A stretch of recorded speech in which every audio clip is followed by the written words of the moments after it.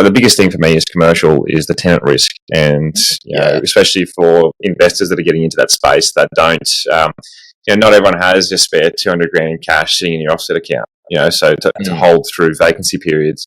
So I'm really diligent on the businesses and the tenant sort of tenant selection, but also what rents they're paying. I mean, a good example we're just looking at, the one in Sydney just before we jumped on the pod, was it was a newer build. It had a tenant that the business was dedicated towards, I guess, more higher end artesian foods on that sense. So it's they're looking for like a premise just like that, and they're paying good rent for it. And my question always goes to, well, how many people are out there, how many tenants are out there that are looking for that property type? Because in 3 years' time, when a lease expires, you want to have that confidence that there's going to be another tenant in there to replace them at that similar market rent. Because I've just seen, I'm just the risk adverse valuer, but I've seen dodgy, like there's always dodginess in business too. Like people inflate rents, they sell them, they get them in for these leases. They might have connections with the developer that's done it. They're happy to sign that 3-month lease because the business can write that expense off on the tax. You don't know what's going on in the back end. Investors, especially mum and dad type investors, people don't care about you. Like after the deal's done, they don't care about your financial position. Whereas that's where your buyer's agent should. And then it's also, you should as well. Like, don't trust what's on a piece of paper and what numbers, go through and ask those questions. And that's what that due diligence period of, your commercial purchasing is so important for. Yeah. You're right. It's the asset that you got to think about how much market is there out there, or how many businesses are out there that are going to want to lease this type of property for this amount of money. And that makes you want to be a lot more alert to that and a lot more sensitive to how the market is performing with that type of asset for that, in that type of location versus resi. If I buy a 4-bedroom, 2-bathroom house or a 3-bedroom, 1-bathroom house in that area, I know that there's, so many people that are going to just come and rent this for like maybe $10 to $20 cheaper a week than, I may want it to be. And it's, $10 a week is nothing in terms of like a loss, $520 a year down is not too bad compared to maybe 10, 20 grand a year down or whatever it could be with commercial. So yeah, you're in a different bracket. You're in a different bracket of investing, really, and it is exciting to learn to go, okay, cool. Like I want to be. I'm like this little, not even a little fish. I'm just like an egg fish about to hatch in this massive ocean, and it's really good to just absorb all this information and learn like how it works.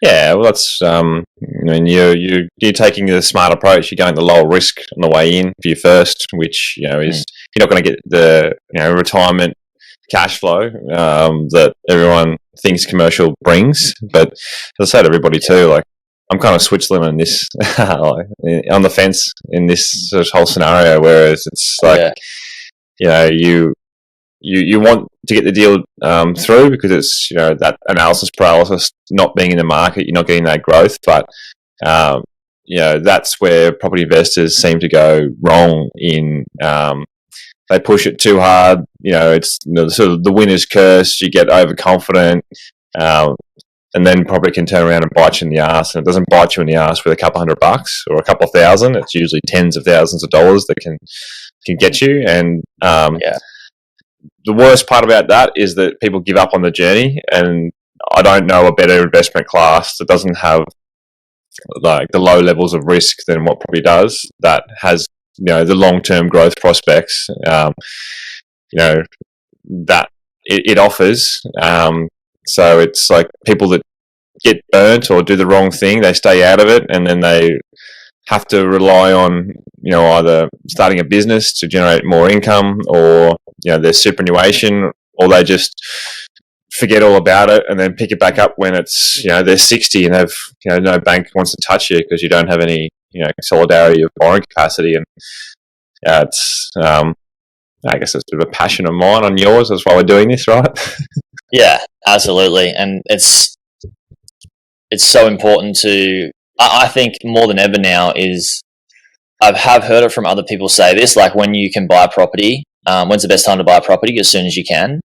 It's like, it makes so much sense, because to get to the point where you have the opportunity to invest in property is, like, even just starting out residential, it's hard and it's a big deal.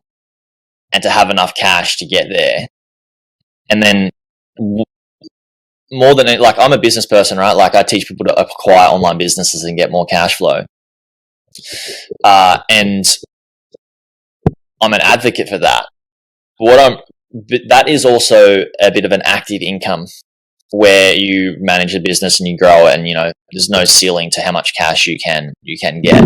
With property, there is a bit of a ceiling in terms of like how much rent you can get in resi or commercial, but it's far more passive. And what you're doing is when you can buy your first property, is you can get your money and you're literally putting it to work. It's going to grow in terms of capital growth.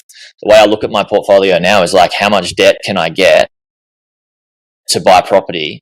And the more that I can get, which is in the book, The Debt Millionaire explains it perfectly. If you guys haven't read it, get it. Is I'm putting my money to work for me because of inflation, and as that property portfolio grows, it's going to grow in value without me really. Well, I don't have to do anything, right? Just the environment and inflation is going to allow it to grow. And I think that's why it's so important more than ever, is to like get to that point where you can invest in property.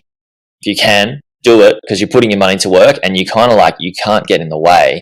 With a business, like, I'm a bottleneck as an operator. I can get in the way because I'm like, I'm too busy, I got too much stuff on, or I'm not getting to this thing, and the business can suffer. But with property, you just leave it, and the money's growing for you and it's working for you. So that's what I've really realized now, is like, now I'm starting to acquire more debt. I'm like, okay, cool. I'm putting more money to work for me, and it's going to be I think it's far better for people wanting to achieve, retire early or financial independence or some sort of passive income. The faster you can get your money working for you, the better, because the compounding of that. Yeah, that's a really good bit of a tangent, but what's a good tangent with the property pals, right?